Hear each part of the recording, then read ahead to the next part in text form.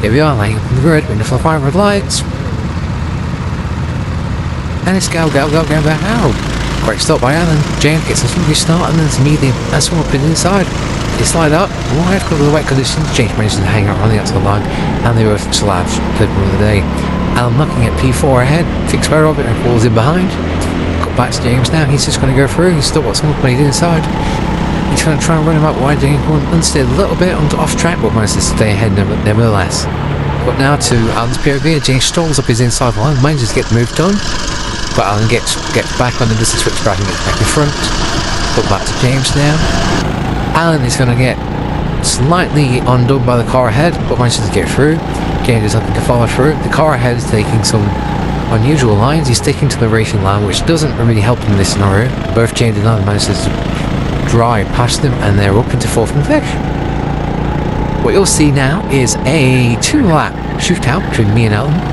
Let's start with me taking an inside line and getting through. We go back to Alan to see James already ahead as we go into turn 10. Both James and Alan slide out wide. This will break due to the damp conditions. He's just looking for those dry patches as they go around and trying to make the best out of what they've got. Here we go to the farm. 2 cars now on board with Alan still. Things ahead, take out a wide line, or maybe it wants to be close to the curve, but due to the wet line on the drying track, they're both trying to find dry patches in the car.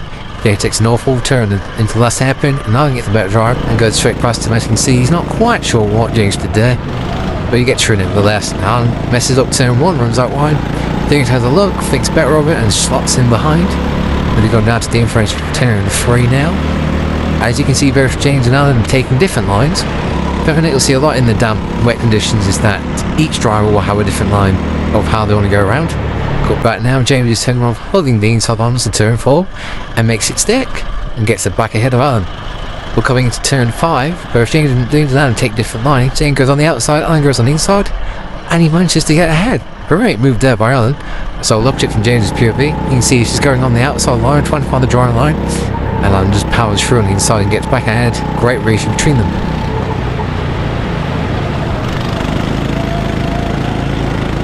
If you go through to the rest of the lap now, Alan is just ahead of James, but coming up to turn 9, I believe. You can see Alan goes out wide, James goes close to him, trying to copy for around the curb, and they just managed to avoid contact.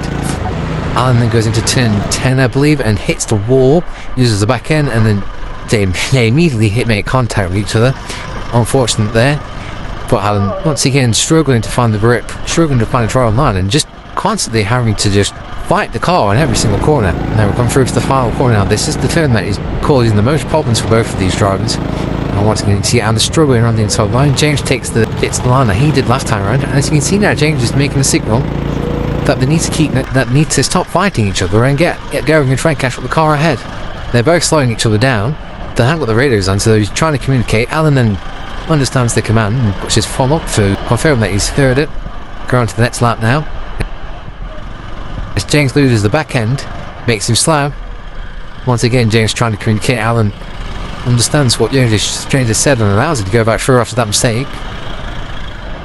And they are both 4th and 5th now. The tie catch up to P3, who is also a heavyweight, so James is desperate trying to catch up to him due to the points tally, and Alan needs to go good strong performance there, so it makes little sense them fighting out and losing a hell of a lot of time and coming on the threat from the cars behind.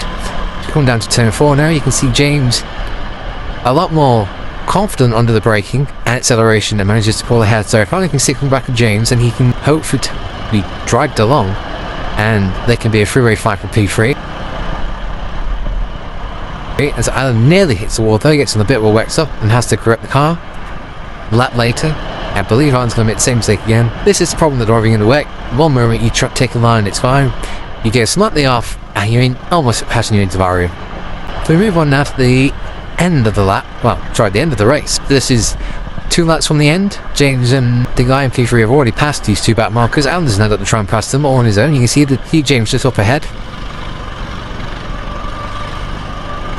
And Alan comes around to and the back marker curve spins out and nearly takes Alan out with him.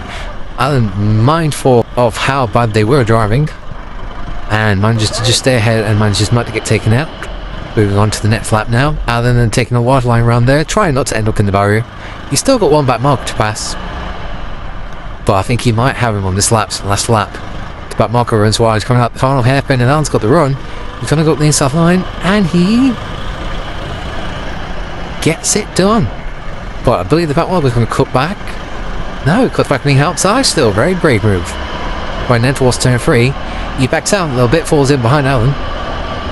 Is he going to have a go up to turn 4 now? It makes a little sense for him to have a go, but as racing drivers, you always go for the overtake, no matter where you are.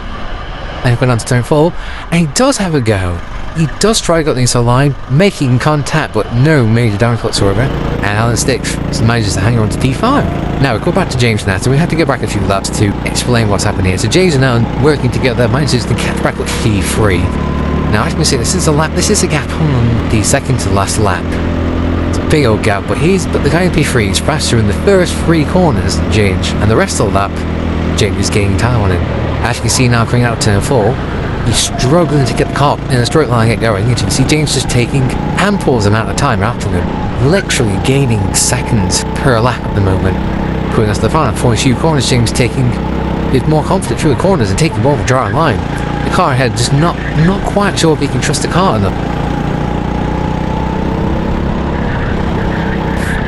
In the wet down conditions, James looks for a move at the inside line, wants to turn on his own inside line and manages to hang on to the inside line. He's going to huggle from the curb, and he manages just to get the vision done.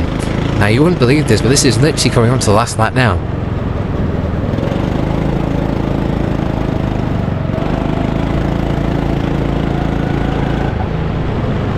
We've gone through to the final few corners. James has managed to reel in P3 and manages to have the lead of heavyweights and being P3 overall.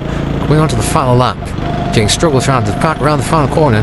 He knows he's right up his arse, and this lap is going to be perfect from James. He knows that he's slower than P3 in the first 3 corners, so when we get to turn 4, that'll be when James can sort of use his pace and his confidence. But until then, James is under pressure. He knows that he's got to go defensive. He knows he's got to make this turn right. Or if he go down, is he going to try? Is it P4 going to try? No, he doesn't. James gets a fantastic corner in the corner out, to be fair, and manages to get himself on where now he can push. He now knows that he's faster or confident around this part of the track, and he knows that he can use his confidence and his knowledge of where he, compared to the guy behind, our strong defensive weaknesses are, and he can get himself a nice lead and nice gap to make sure he's not getting past. Alright, we're still going to go through, like, he's right behind us, taking it, and then he changed track extending a little bit there, but he's probably got a few saved up for track limits, and he's probably going to use it now. As everyone's got a joker. James looking for the dry patches. You're better off looking for the darker patches on the track. They'll be the ones that are most dry rather than the lighter patches. And coming around now to the final corner. Has James done enough, or will P4 get around the inside line? And it looks good. It looks really good for James, and he comes across and he's won heavyweights this time on Thursday night. Won it so far. He nearly went off the track, and as you can see with that little cut back there, James had more than enough time in hand. Great respect from the drivers.